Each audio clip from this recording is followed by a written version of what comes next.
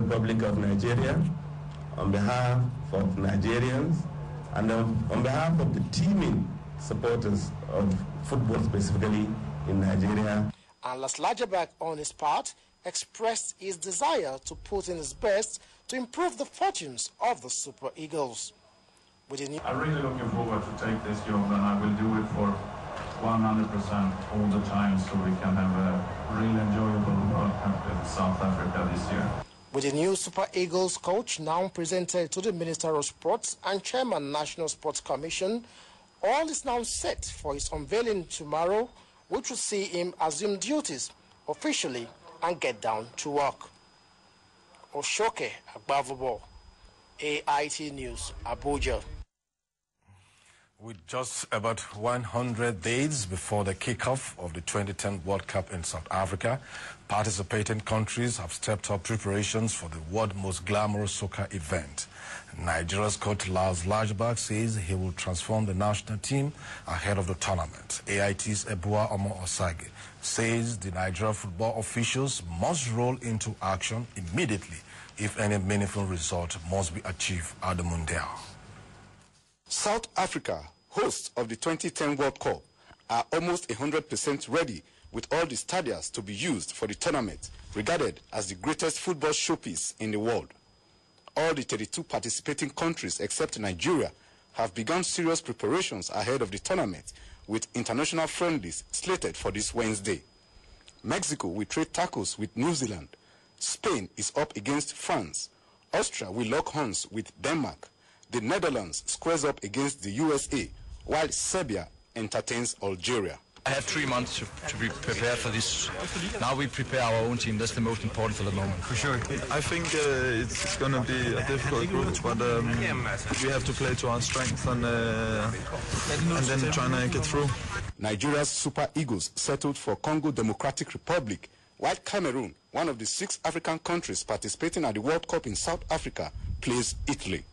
Super Eagles' new coach, Lars Lagerback, will, however, observe the friendly with the DR Congo from the stands. No, I mean, what is necessary for me now is to get into everything. I met a lot of people now. I want to talk with the people and the officials in the federation, and then I will, together with my assistant, try to make plans so we can work as effectively as possible to prepare the Super Eagles for the World Cup.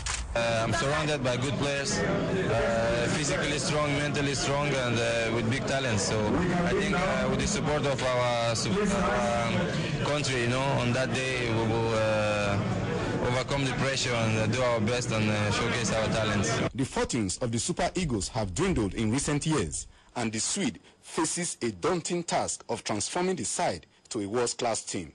With just 100 days to the Mundial, expectations are high that Lagerback will commence work immediately and save soccer-loving Nigerians unnecessary high blood pressure during the tournament. Nigeria is drawn against Argentina, Greece, and South Korea. Ebua Omo Osage, AIT News, Abuja. Super Eagles captain Nwankwo Kanu is set to meet with new coach Lars Lagerback this Wednesday in Abuja when the Swede is unveiled by the Nigeria Football Federation. Reports say the postponed striker flew into the country on Tuesday and will be in Abuja for Lagerback's first official media conference. Kanu will also join the coach in observing the friendly encounter between Nigeria and the Democratic Republic of Congo.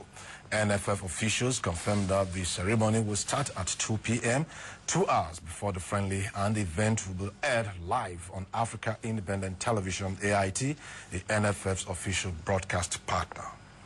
And South Korea and Cote d'Ivoire prepared on Tuesday for a friendly against each other on Wednesday that will improve their preparations against similar opponents in the group stages of the Summer World Cup in South Africa. The Asian side will be keen on replicating the success of their team when they became the first Asian side to reach the last 4 of the tournament when they co-hosted the event with Japan in 2002. They will open their campaign against Greece, where anything other than a win will likely see them eliminated before the knockout stages of the competition, as Nigeria and Argentina are also in the group. Cote d'Ivoire will use the friendly to also prepare for their final group match against North Korea. The Elephants will need a good result from the match as they will attempt to qualify out of what is widely described as the group of death alongside Portugal and five-time world champions Brazil. Brazil is to a 2-0 win over Ireland thanks to a Kit Andrews own goal and a Robinho strike, an international friendly at Arsenal Emirates Stadium on Tuesday. Five-time World Cup winners Brazil took the lead when Robinho's cross from the right was turned into his own net from close range by Andrew 1 minute before halftime.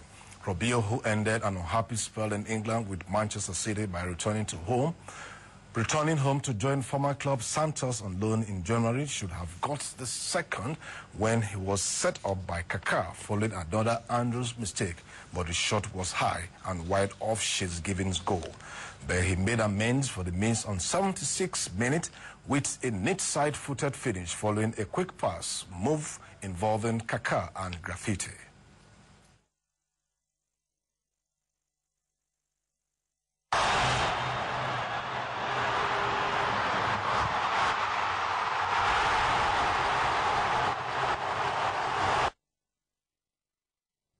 Ireland were playing their first game since their World Cup qualification dreams ended in despair in November when France claimed a controversial playoff victory.